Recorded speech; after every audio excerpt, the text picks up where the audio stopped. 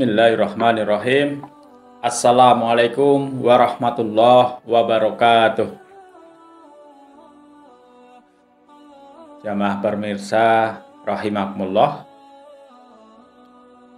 Puasa dalam Al-Quran dengan berbagai derivasinya disebut sampai 13 kali. Tentu makna yang paling banyak dipahami adalah menahan diri atau al-imsak. Dalam tafsirnya Ahmad Mustafa Al-Marohi berpendapat bahwa puasa itu selain al-imsak, menahan, juga al-kaf atau mencukupkan diri. Dalam Quran surah Maryam ayat 26 juga dijelaskan terkait puasa. Tapi puasa dalam ayat ini adalah terkait puasa berbicara. Beliau atau Maryam, ibunda Nabi Isa, telah bernazar kepada Allah untuk tidak berbicara kepada manusia terkait persoalan kehamilannya.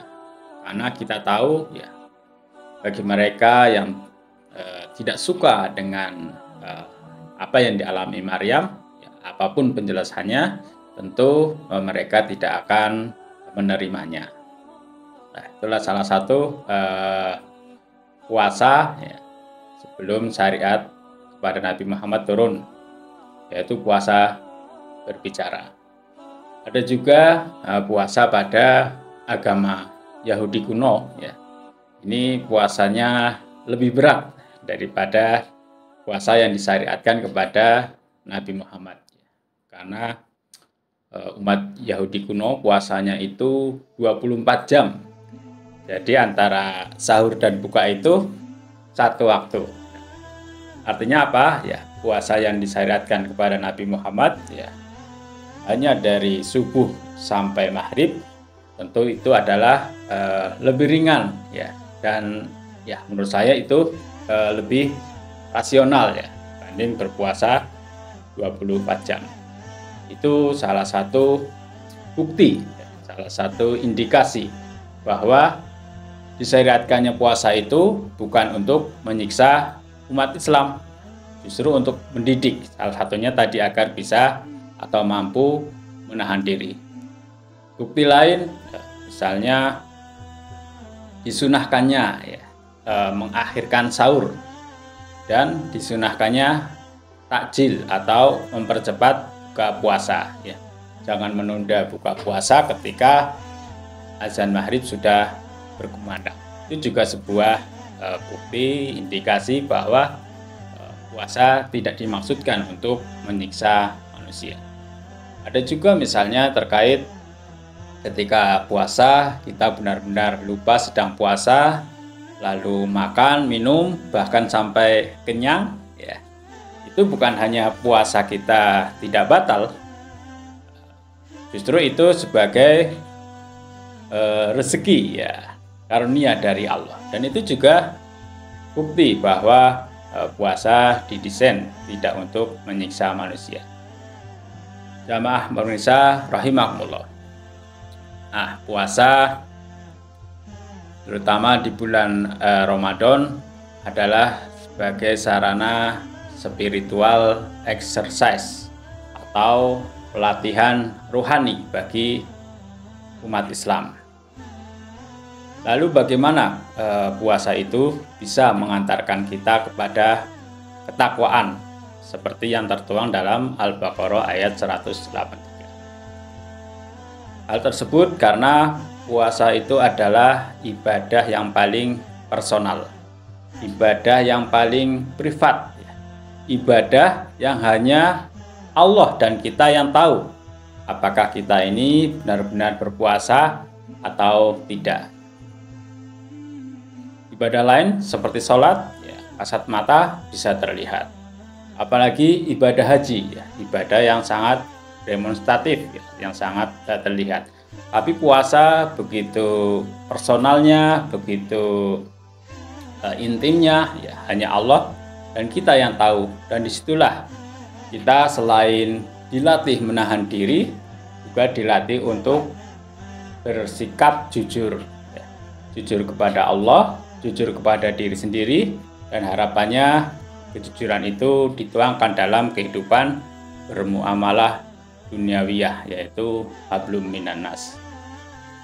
Jamaah pemirsa rahimakumullah, dan disyariatkannya puasa ini merupakan bentuk kasih sayang Allah kepada manusia, anugerah dari Allah.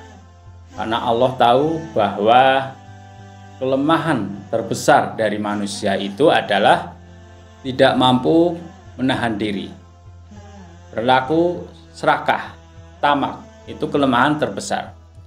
Dan itu sudah diingatkan dalam Al-Quran, ya, by design, sebagai contoh yang dibuat oleh Allah, yaitu tertuang dalam Quran Surah Al-Baqarah ayat 35. Wa qulna ya adamuskun anta wa zawjukal jannata wa kula minha ragadan haitsu syi'tuma wa la taqrabu hadhihi syajarata fatakuna minadh dhalimin.